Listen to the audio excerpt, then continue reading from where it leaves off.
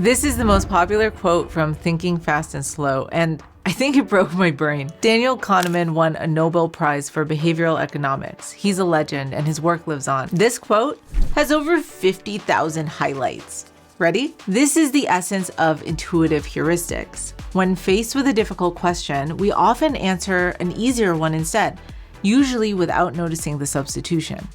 Brilliant. But what the heck does it mean?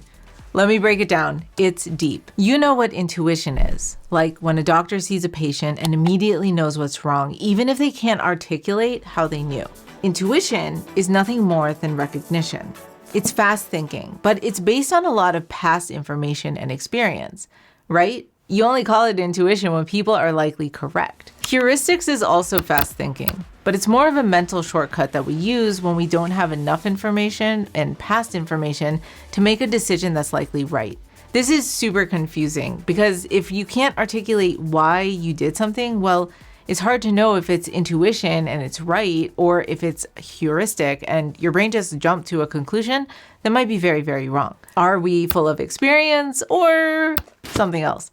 This is where all of us, even the smartest people, run into problems. You've heard of recency bias. That's also known as an availability heuristic. We often make bad decisions based on how available or recent the info is in our head. That's why ads work. You might not even remember an ad or realize that you're hungry, but all of a sudden you feel like a Snickers bar. They programmed you. Heuristics manifest biased decisions, good or bad. Kahneman tells the story of asking a chief investment officer why he invested in Ford, and he said he recently went to an automobile show and boy do they know how to make a car.